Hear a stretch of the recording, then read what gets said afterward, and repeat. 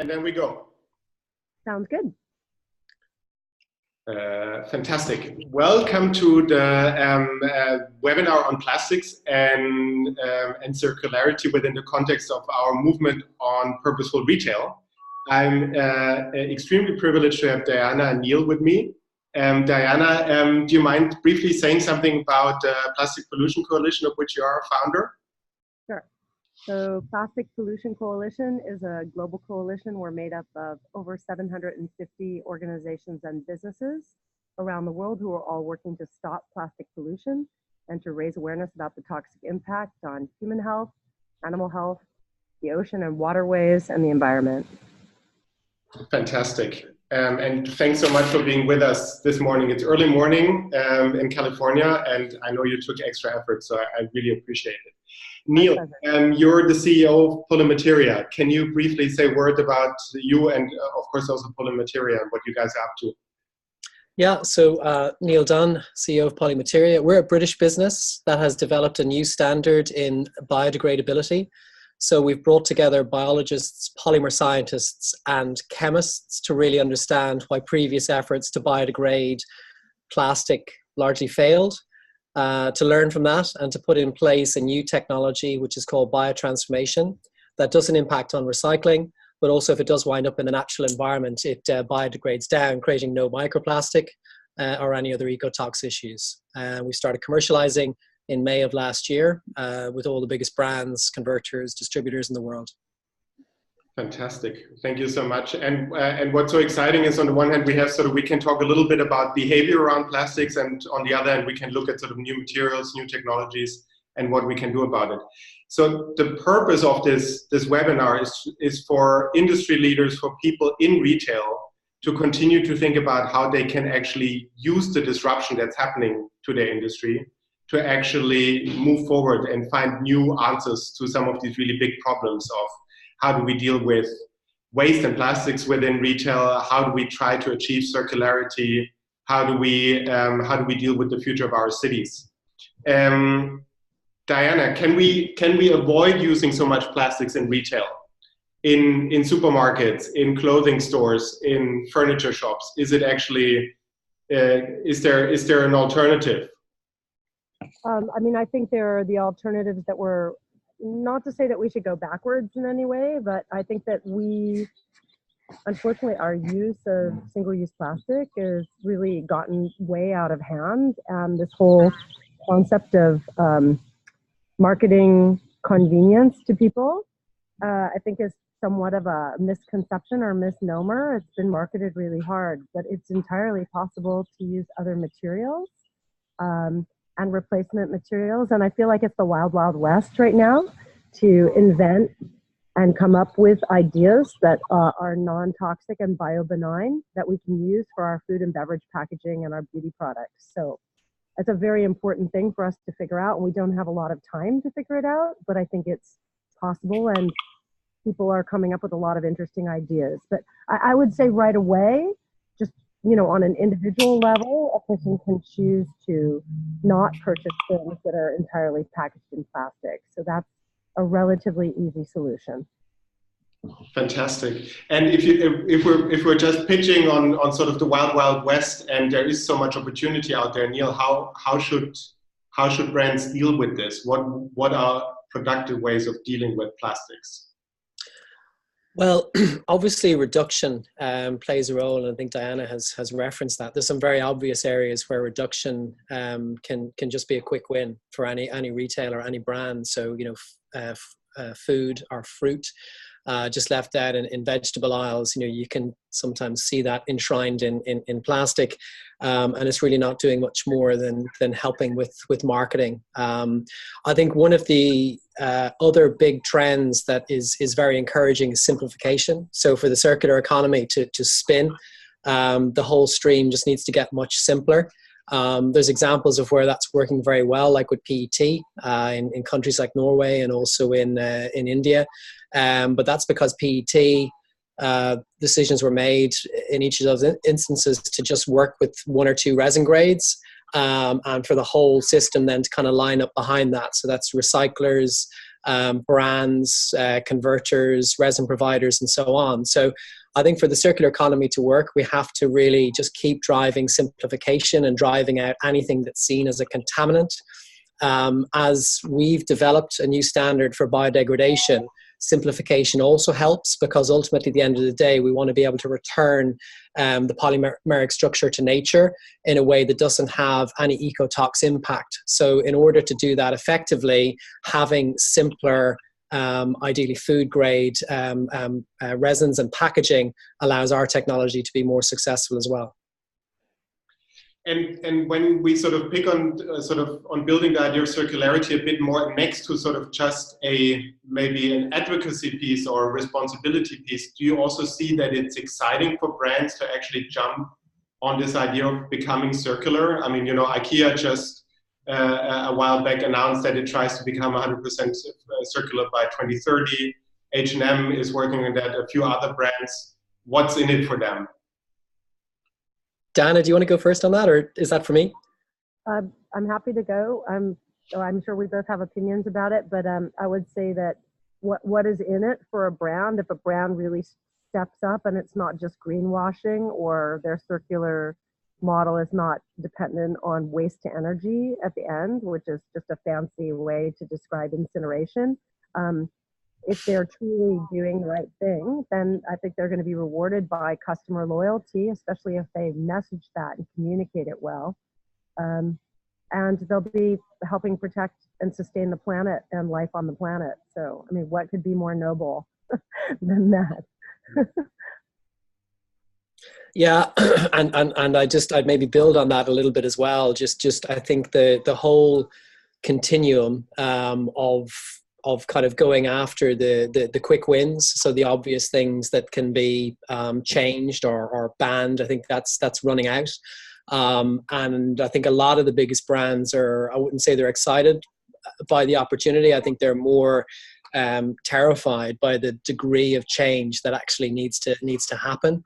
And the big play really around recycling, I think, is also running out of rope, because the economics of scaling up recycling globally, not just recycling, but actually sanitary landfill, just to catch the 32% of plastic that's leaking into the natural environment every year. We're looking at trillions of dollars just to scale up sanitary landfill that's out, without even doing the kind of the sexy resource recovery stuff on the back of that.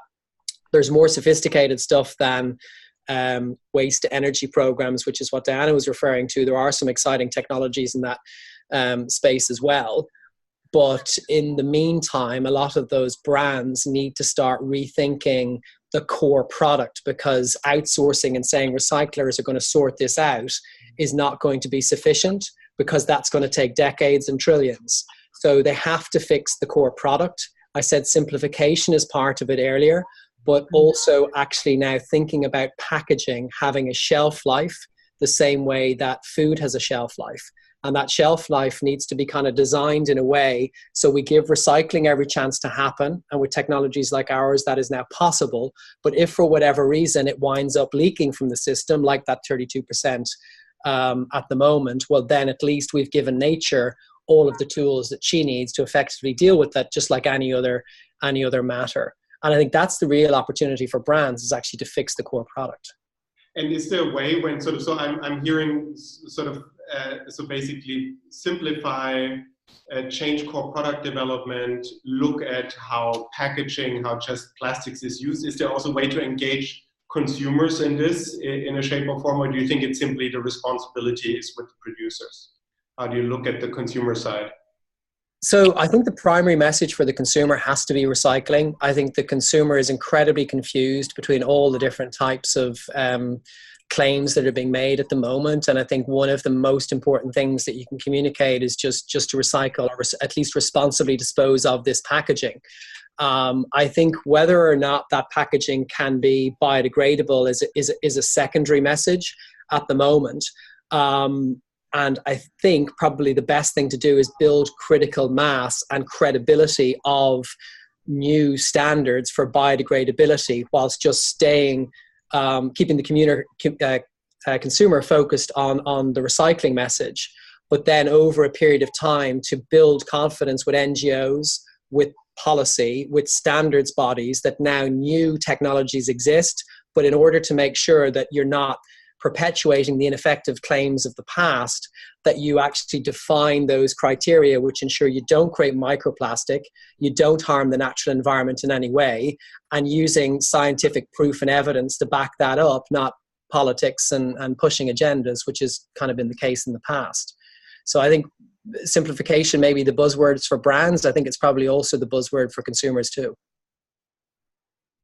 And I would add to that, actually, I think that consumers, particularly when they begin to learn about this issue, if they know about it at all, and many, many people don't know anything about it and are not thinking about it, and they're certainly not thinking about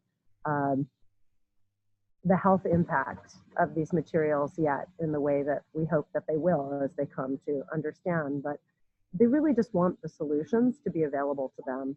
So I think that you're going to find that people follow brands that take the lead on this and implement more truly sustainable packaging and systems, the retrieval systems, etc.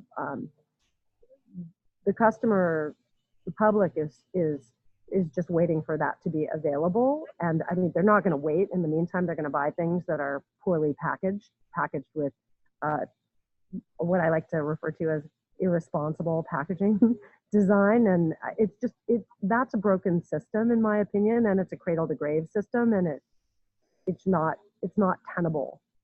It's no longer tenable. So I think that really the public and all of us just want to be told, when you give someone bad news about something, they just want to know what they should be using instead.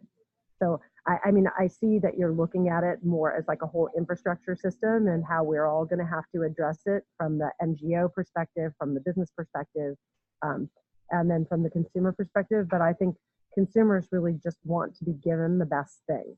So, yeah, Florian, if I could just add to what Dianna said there, I think over the next few years, there is an opportunity for one of the really big brands to turn around and say to investors, probably first, that 100% of our packaging is now recyclable, but 100% of our packaging is also biodegradable. And the inevitable question is, well, then biodegradable against which standard?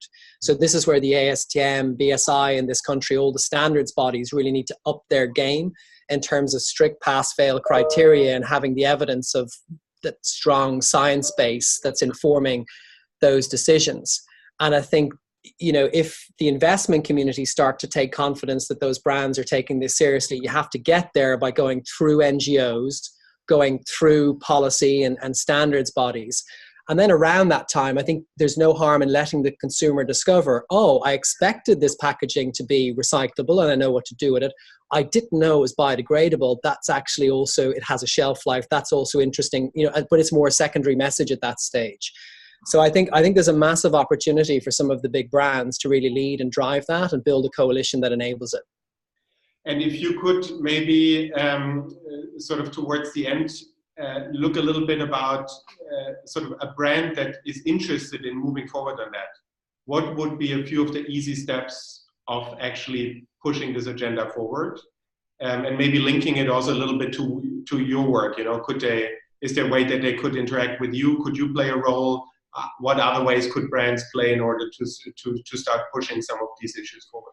Absolutely. I don't think I've ever had a better sales platform. Thank you, Florian.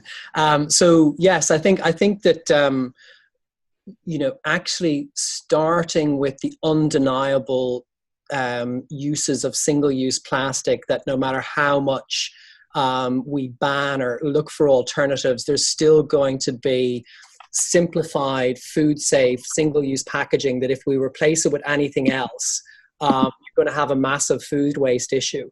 But there, I think we need to really focus in on making that packaging recyclable and also making it biodegradable. So, you know, there's a kind of almost a need to be laser-like focused in terms of where is the undeniable sweet spot for technology like ours. And then working with brands to enable not just the actual technology, but the whole system around that technology. And I think actually data. So I know that, a lot of the ERP providers at the moment are starting to enshrine in the SKUs so that the packaging identification in the kind of the G1 standard would also start to incorporate, can this packaging be recycled, and how is it biodegradable, and what's the standard? But that's part of the kind of the unique identification of each package. And I think with digital today, we're then able to really bring that to life for consumers, where maybe you can start incentivizing and gamifying all the different ways that consumers can actually act positively and then get rewards on the back of that as well. Can I just add an additional thought too? There's a guide that we've been part of helping produce that was originally created by Five Gyres and Upstream Policy, who are two NGOs that are based here in the United States. It's called they've been calling it the BAN list, the Better Alternatives Now list. Now the name is shifting to the Better Alternatives list. And they've published 2.0 last year, but we're working on 3.0, which will include data from Southeast Asia. But it's really a way of looking at and doing a kind of comparison or a guide of the standards for the European Union and also in the United States, of how we identify whether something is recyclable, compostable, biodegradable, made from renewable materials, recycled materials, etc. And then it's got a citizen science component where they're looking at how different plastics that have these claims of being compostable or biodegradable actually do break down, both in a home compost and also in the ocean. So the guide, Better Alternatives 3.0, is about to come out, but 2.0 is just available online. There's a link to it and it's free. If anybody would like to have a look at it. I think that what we're talking about right now, it needs to be developed further. And I think a really important component will be standardization. But not only standardization, and not just making packaging that is potentially recyclable or biodegradable, but also packaging that is within a reuse model. So if we had standardization, for example, of a particular shape or a form of a glass wine bottle or a particular beer bottle or something like that, I think we also need to look at models where people are implementing things like this, because then we can, yeah, exactly. What's that? So this is a beer cup that has our technology in it. So this is exactly supporting your point, Dianna. This is reusable. So you go to your concert over the course of the summer, and you would drink many beers over the course of probably a few days in this probably go to Burning Man if you're in California, but you probably give £5 to get your cup, and you get 4 back at the end. But you'd also, if it was littered for whatever reason, it would biodegrade because it has our technology in it. But because this is polypropylene, and the whole stream around polypropylene has been simplified, so a recycler knows what to do with this. It isn't a contaminant, at least in this country. The ideal scenario is this is returned at the end of the concert, it's recycled, and it's made into something else. So I'm just reinforcing your point that reuse is, in addition to reduction, something we shouldn't lose sight of. Right. We have a project that is going to be, it's the 6th year of it. This year it's called Refill Revolution, that we've been doing, but we've been doing it with a kind of small and single walled food grade stainless steel cup with Bonnaroo Music Festival. It's the largest music festival in the United States, and they brand it with a different cup color each year, and sell it with a kind of neoprene strap and a carabiner. So when you don't have liquid in it, you can just stick it on your jeans or your shorts or your bag or your fanny pack or backpack, whatever you've got at the concert. And the first year we did it, I think that Bonnaroo it's 60 to 80,000 people, and they're camping for 4 days. It's a multi-day festival. They only made 7,500 the first year, and people started stealing the cups from each other, and we were like, yes. Yeah. Good sign. It's been a really good program, and people collect them and they bring them back every year. And the real incentivization for purchasing them is that once you have this cup, every beer is $1 off for all 4 days of the music festival. And what the head of sustainability for Bonnaroo said is that they still make money. They make money by selling these cups. So they sell them as kind of an heirloom item, not just on a deposit system. And I'm just going to mention that as another model. And people also bring their cups back from years past. And at this time, they're honoring those because they're probably from 5 years of doing the program. I have never calculated how many cups could potentially be in circulation, but yeah, it's probably less than 20,000 cups. I think this might be the perfect ending to say that you can probably find both Dianna and Niall at the nearest big rock concert near you. And I want to thank both of you so much for this. I think I love this idea of the Wild Wild West. There's so much disruption that retailers are facing, but I do agree with both of you that I think circularity is amongst the most exciting ones when we look at new opportunities to change the business. I hope if members of the community are interested further, that they can reach out to you. We'll find a way to connect you. And otherwise, thank you both so much for taking the time. Thanks, Florian. Thanks, Dianna.